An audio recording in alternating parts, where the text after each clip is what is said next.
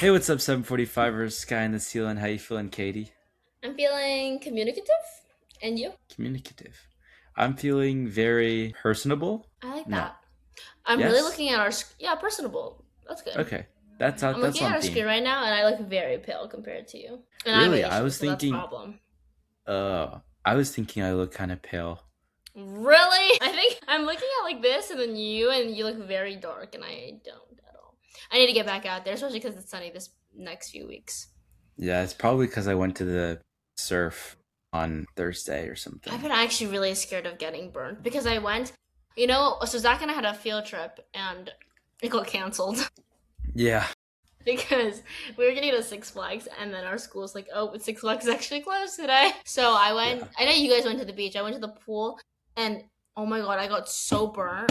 Like this entire patch of my skin became like like when your skin goes dry and almost like clear vibes. Yeah. This entire thing was red, and the next morning I woke up and the entire thing was like clear patched. It was so bad, and I'm so scared of getting sunburnt because of my skin burned every time I touched it. Put Yeah. some aloe vera on it. I did, and I also did all before I was running the whole thing. But like, yeah. And I don't think you're supposed to put ice on it either. Oh I think yeah, you're I heard supposed that's to actually avoid not what you're supposed ice. to do. Yeah, Yeah. No, I and like think drying that's it for out. a burn, but I think it also might apply to Oh yeah, when you really burn your finger, you're supposed to put it under cold water, but not cool. ice, because like the contrast Hmm. is too much or something, and then put like anti-infection. What's it called? Like Neosporin or whatever. But Yeah, yeah, Neosporin. Yeah.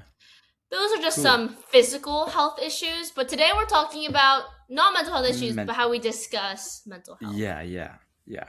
Yes. Yeah. So today's episode is going to be about how to talk about mental health, and this Mm. episode was like kind of inspired by just like general thinking, but also recently on a panel.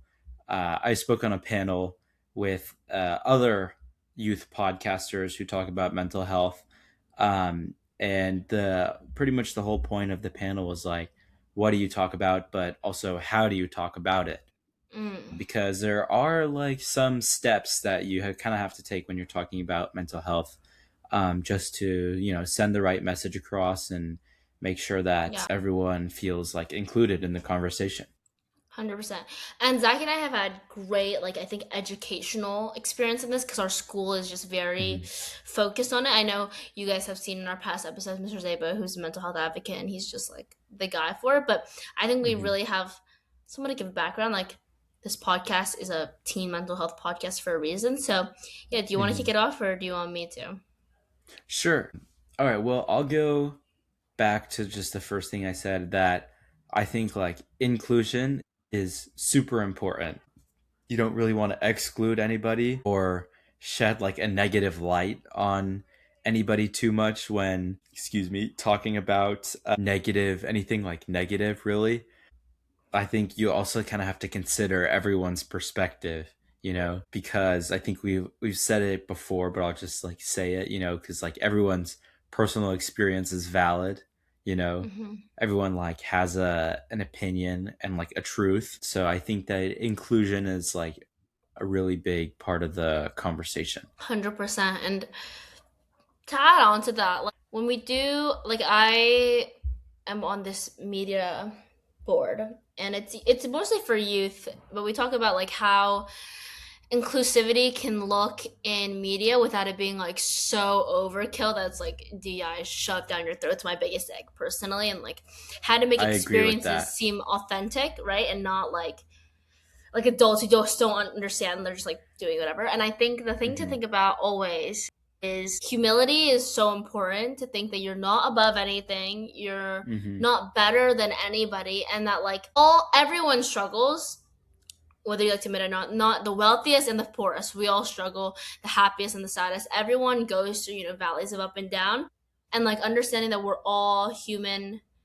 It's a completely different like mindset to open up your mind and like really truly learn to empathize and have compassion. It's so easy to be like, well, they're illegal immigrants, like illegal, but you have to like think about it like they're people too. Or even like, well, that kid's depressed because she's on social media every hour, and that's why she has all these problems. Hmm. 100%. uh, yeah. But yeah, like she has mental health issues because she's on TikTok all day long, and yeah, that could totally be true. But at the same time, like that's a person dealing with a person's like things. Like it doesn't really Hmm. matter what caused it. You have to like empathize, even if you're like, well, I'm not on social media or I don't do this, I don't smoke, so I don't have this problem. But you still have to empathize, and like it's really hard to do. Like I even find myself tripping up when like we're going through all these like scripts of possible movies, and I'm just like, oh, that person has this issue because of why are we including Hmm. this? But it's important. Yeah, I 100% agree, and I think honestly we shouldn't overlook the why behind things. Like, why is someone scrolling on social media for hours on end? I Right, don't think like someone normally just does that. I mean, like I think it can happen to an average person, but I also think that's because the average person is, right. stressed out. Yeah. That's I I like what think you said, that that going behind the action. It's not just about like yeah, what they're doing, it's why are they doing it. Yeah.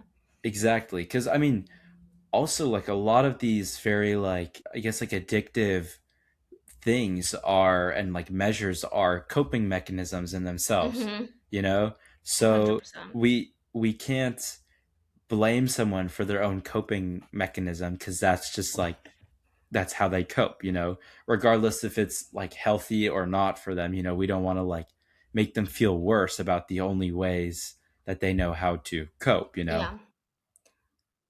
But also yeah, so there's that side of like the why and the inclusivity, but there's also the like research and statistical side of talking about mental health as well. I enjoy this side about talking about mental health, specifically like when I can pull things from books I've read or things stats I've learned in class, because they're fun to kind of just slip in like general conversation. But Mm-hmm. also at the same time, like when you're talking about like mental health, like like it's not like a statistical conversation. Like I would say Right. like global warming is a bit more, or not even global warming, but like um I don't know. Some other issues are more like statistical, like maybe like economical issues, like the market is down, so and such. Da, da, da, da, da, da. Global warming could be statistical in the sense that the temperature is rising this much. Da, da, da. This many polar bears are getting displaced. Blah blah blah.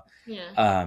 And you can add stats for mental health, but I think that to really understand and like talk about it, you have to really talk more about like the experience behind things and like Humanize the what. numbers is like the phrase Exactly. they I use. love Yeah. I love that word, humanize. You have to humanize it because that's kind of the only way people can like better relate to it.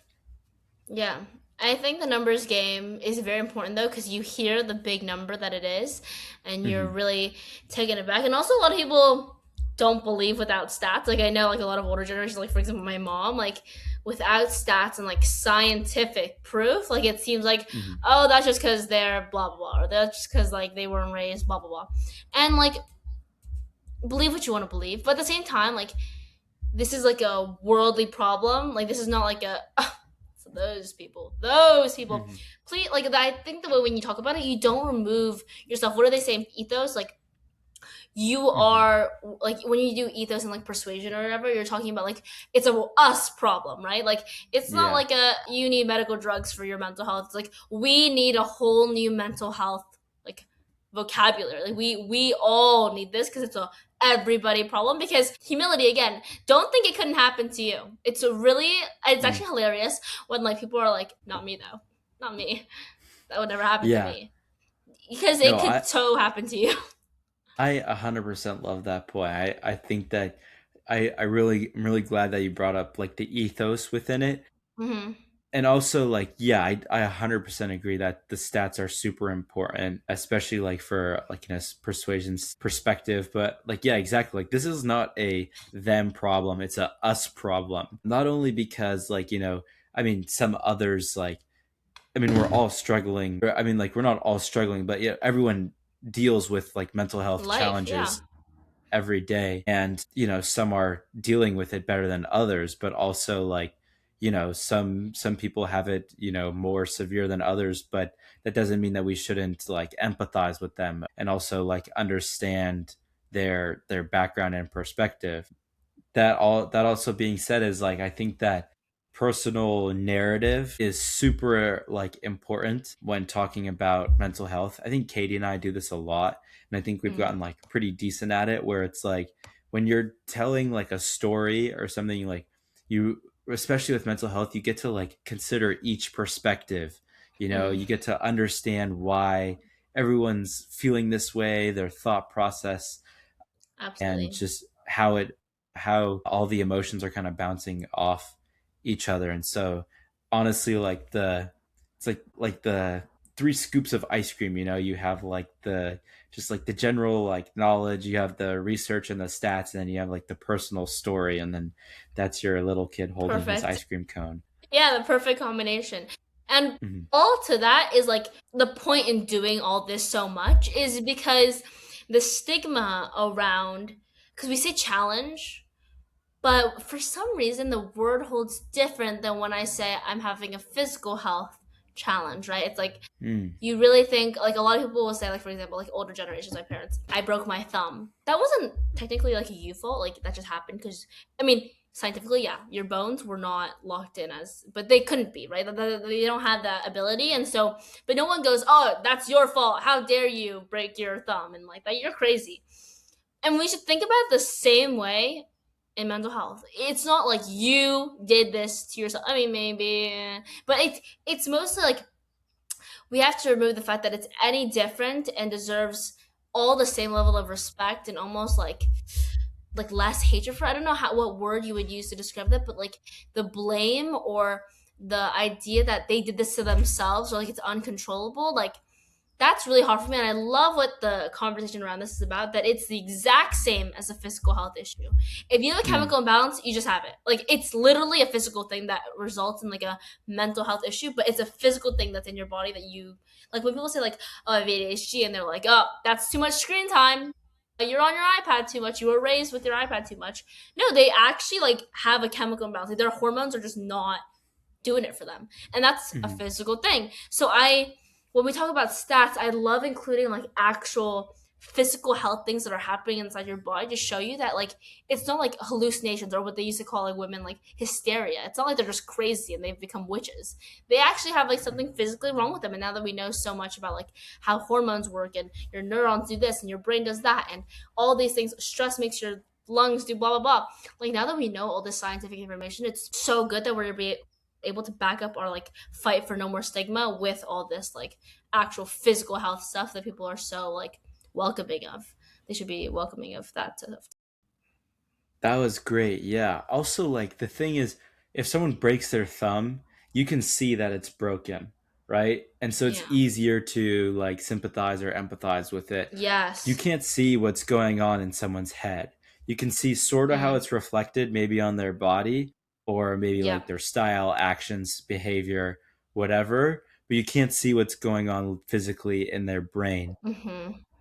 But also, I mean, it's a reason, there's a reason why we call it mental health challenges and not like mental health struggles or like broken mental health. It's like Yeah. it's a challenge because you know lots of people deal with it, but you can overcome it. When you Mm-hmm. say challenge, there's a sense of it's a block, it's like sort of a thing we face, but we can come over it. When you say like mental health struggle, it sort of seems like something that was just like, you know, placed upon you that you're like stuck with forever. Mm-hmm. So I think that kind of that lingo switch, just the little words that like we use hold like so much more meaning if we just like change them Yeah, into a absolutely. more like inclusive, positive manner. Yeah. So That's a that yeah. was a great way of putting it. That's how we talk about mental health. That's how we strive to. No one's perfect and we're all learning, but like Hmm. those are our key points on how we do it. Yeah, that Awesome. was great. So I hope you learned something and you can apply it in your Yeah, own life, share it with others to apply in theirs, and we'll keep on keeping on. keep and also call out each other if you're like, hey Yeah. man, that's not very like inclusive or positive. Then be like, Keep yeah, everyone accountable. Accountability is so important. yeah. Yeah, All right, keep absolutely. on keeping on. Keep on keeping on, guys. Bye bye. Bye.